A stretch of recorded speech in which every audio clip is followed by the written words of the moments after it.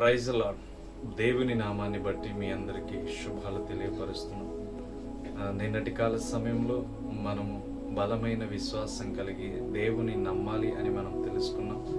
ఈ యొక్క దినాన్ని బట్టి ఆలోచన చేస్తే మనము ప్రత్యేకింపబడిన వారిగా మన జీవితాలు ఆశీర్వదించబడుతున్నప్పుడు, మనకి సమృద్ధిగా ధనము ఉన్నప్పుడు, ఏ కష్టము లేకుండా చాలా అద్భుతంగా మనము జీవిస్తున్నప్పుడు చాలా విషయాల్లో మనం ముందుకు వెళ్తూ ఉంటాం.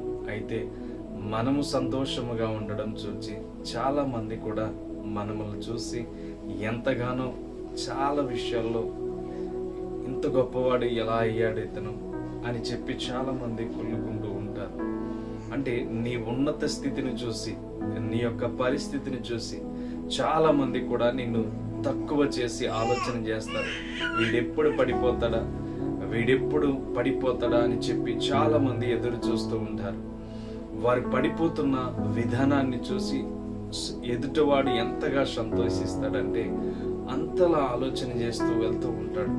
అయితే పరిశుద్ధాత్మ దేవుని నామాన్ని బట్టి వాక్యానుసారమైన జీవితాన్ని మనం ఆలోచన చేస్తే, అబ్రహాము ఎప్పుడైతే చనిపోతాడో, ఆ చనిపోయిన అబ్రహాము ఏ రీతిగా అయితే ఇస్సాకునికి తన యొక్క స్థిరాస్తిని అంతటిని ఇచ్చి దేవునికి ఎలా లోబడి ఉండాలో నేర్పించిన ఇస్సాకు, దేవుని చిత్తాన్ని చేసుకుంటూ ముందుకు వెళ్తున్న ఆ యొక్క ఇస్సాకుని ఎంతగా దేవుడు దీవించాడంటే, ఇక్కడ ఆదికాండం 26వ అధ్యాయం 12వ వచనం చూస్తే, ఇస్సాకు ఆ దేశమందున్నవాడే విత్తనము వేసి ఆ సంవత్సరమున 100 ఫలము పొందెను.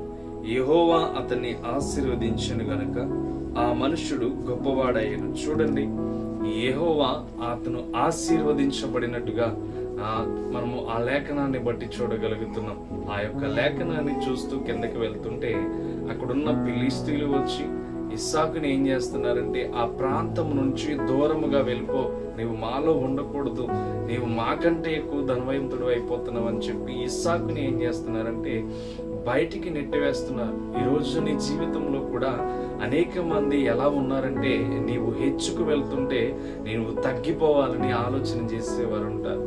నిన్ను తక్కువ చేసి మాట్లాడేవారు ఉంటారు. వీడెప్పుడు పడిపోతాడా అని చెప్పి ఆలోచన చేస్తూ ఉంటారు. ఏ మాత్రము భయపడనక్కర్లా.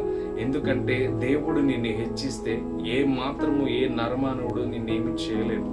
ఎందుకంటే ఇస్సాకుని ఎలా అయితే ఆ ప్రాంతము నుంచి వెలివేసి దూరముగా పంపించాలని ఆలోచన కలిగి ఆ ఫిలిష్తీయులు అనేక మంది కాపర్లు వచ్చి ఆయన్ని వెళ్ళిపోమని చెబుతుంటే, అతను వెలుచున్న ప్రతి చోట దేవుడు ఆశీర్వదించబడినట్టుగా చూపిస్తున్నారు. కాబట్టి ఆలోచన చేస్తే అక్కడ 28వ వచనం వెళ్ళేటప్పటికి, వారు నిశ్చయంగా యెహోవా నీకు తోడై ఉన్నట్టు చూసితిమి గనుక మాకును నీకును మధ్యన ఒక ప్రమాణం ఉండవలెనని ఇప్పుడు సమాధాన పడుతున్నట్టు ఇస్సాకును చూస్తున్నాం. చూడండి, మన జీవితాల్లో కూడా ఎవరైతే సమాధానం లేకుండా మన పైన కీడు చేయాలని, మన పైన ఆలోచన చేసి మనల్ని బలహీనత చేయాలని, మన జీవితాలను నాశనం చేయాలని, మన జీవితాల్లో ఎంతో మనల్ని కృంగిపోతే ఆనందించాలని ఎవరైతే చూస్తున్నారో, తప్పకుండా దేవుడు వారిని చేత మీతో సమాధానపరచబోతున్నాడు. ఎందుకంటే ఇస్సాకు తగ్గించుకుని ఏ రీతిగా అయితే ముందుకు వెళ్ళాడో ఆ జీవితాన్ని నీవు తగ్గించుకుని ముందుకు వెళ్ళాలి. తగ్గించబడిన జీవితాన్ని దేవుడు హెచ్చిస్తాడు. ఇస్సాకు జీవితంలో ఉన్న తగ్గింపు తత్వాన్ని దేవుడు చూశాడు. ఆ తగ్గింపు తత్వం అతన్ని ఆశీర్వదించే రీతిగా తీసుకువెళ్ళింది. అక్కడున్న ప్రతి వ్యక్తి కూడా అతని యొద్దకు వచ్చి సమాధాన పడినట్లు మనము చూడగలుగుతున్నాం. అందుకని పరిశుద్ధాత్మ దేవునికి మనము స్థానం ఇవ్వాలి. ఆ ఆత్మకు స్థానం ఇస్తే, ఈ రోజు ఈ దినాల్లో ఆయన హెచ్చిస్తే నేను తగ్గించేవారు ఎవ్వరూ కూడా ఉండరు. ఈరోజు ఏ బలహీనతలైతే, ఏ వ్యక్తులైతే నిన్ను తగ్గించి చూడాలనుకుంటున్నారు, ఏ వ్యక్తులైతే నిన్ను బాధపరచాలని చూస్తున్నారో, నీకున్న ఆస్తిని బట్టి, నీకున్న హోదాను బట్టి నిన్ను గాయపరచితే బాగుండు అని చూస్తున్నారు, తప్పకుండా నీవేం భయపడక్కర్లా. దేవునికి తల వంచి నీవు ఎప్పుడైతే ముందుకు వెళ్తావో తప్పకుండా నిన్ను అధిక మేలులతో దేవుడు ముందుకు తీసుకువెళ్తూనే ఉంటాడు. ఇస్సాకుని దేవుడు ఆశీర్వదిస్తూ ముందుకు వెళ్ళాడు, కానీ ఏ మాత్రము కూడా ఇస్సాకు ఆగినట్టు మనం కనబడాల, ఆశీర్వాదం ఆగినట్టు కనబడాల. అందుకని ఆ 28వ వచనంలో చూస్తే సమాధాన పడడానికి ఎవరైతే గెంటేశారో వాళ్ళే వచ్చి ఇస్సాకుతో సమాధాన పడుతున్నారు. ఈరోజు నీ జీవితంలో ఎవరైతే నిన్ను నాశనం చేయాలని చూస్తున్నారో తప్పకుండా దేవుడు ఒక రోజు వారిని నీ కాళ్ళ యొద్దకు తీసుకువస్తాడు.